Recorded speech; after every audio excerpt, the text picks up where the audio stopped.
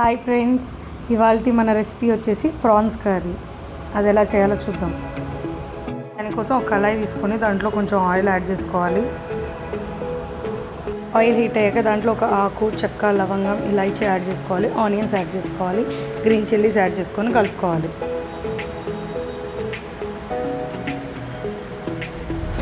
తర్వాత ఒక మిక్సీ తీసుకొని దాంట్లో వెల్లుల్లి యాడ్ చేసుకోవాలి, కొంచెం ధనియాలు యాడ్ చేసుకోవాలి, అండ్ మిరియాలు యాడ్ చేసుకోవాలి, కొంచెం జీలకర్ర యాడ్ చేసుకొని వీటిని కచ్చపచ్చగా మిక్సీ చేసుకోవాలి.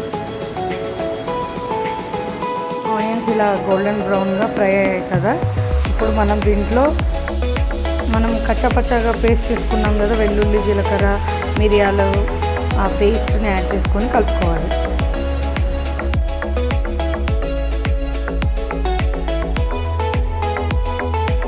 కాసేపు మూత పెట్టి కుక్ చేసుకోవాలి. తర్వాత మిక్సీ తీసుకొని దాంట్లో టమాటాలు అండ్ కొంచెం కొత్తిమీర యాడ్ చేసుకొని పేస్ట్ చేసుకోవాలి.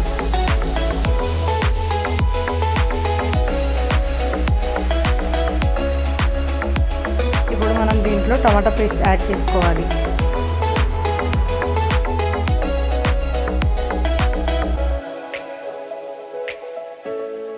కలుపుకొని మూత పెట్టి మనం కాసేపు కుక్ చేసుకోవాలి. తర్వాత ఇప్పుడు దీంట్లో కొంచెం పసుపు, రెడ్ చిల్లీ పౌడర్, కొంచెం సాల్ట్ యాడ్ చేసుకొని కలుపుకోవాలి. మంచిగా కలుపుకొని కాసేపు ఆయిల్ తేలేదాకా కుక్ చేసుకోవాలి. చూసారు కదా, ఆయిల్ తేలింది. ఇప్పుడు దీంట్లో మనం ప్రాన్స్ యాడ్ చేసుకుందాం. ఈ ప్రాన్స్ని నేను పసుపు అండ్ ఉప్పు వేసి మంచిగా కడుక్కున్నాను. దీన్ని ఇప్పుడు దీంట్లో యాడ్ చేసుకొని కలుపుకోవాలి. మనం వాటర్ ఏమి యాడ్ చేయని అవసరం లేదు, ఈ ప్రాన్స్లో ఉన్న వాటర్ తేలుతుంది.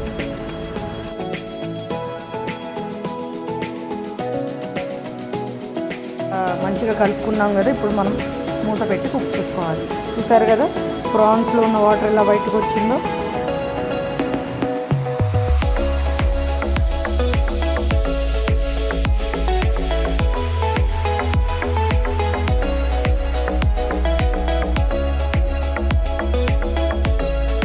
దీంట్లో కొంచెం వాటర్ యాడ్ చేసుకోవాలి. వాటర్ అనేది మన ఇష్టం, మీకు గ్రేవీ కన్సిస్టెన్సీ ఎలా కావాలో దాన్ని బట్టి వాటర్ వేసుకోవాలి. ఇప్పుడు మనం ఆయిల్ తేలే వరకు కుక్ చేసుకోవాలి.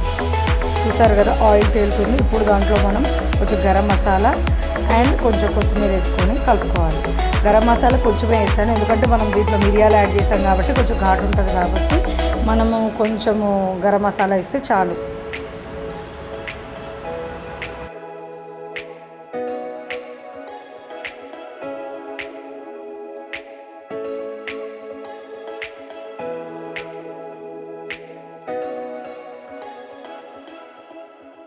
సరే కదా, ఆయిల్ ఎలా తేలుతుందో ఇక మన ప్రాన్స్ కర్రీ రెడీ అయిపోయినట్టే. మనకి స్టవ్ ఆఫ్ చేసుకోవడమే.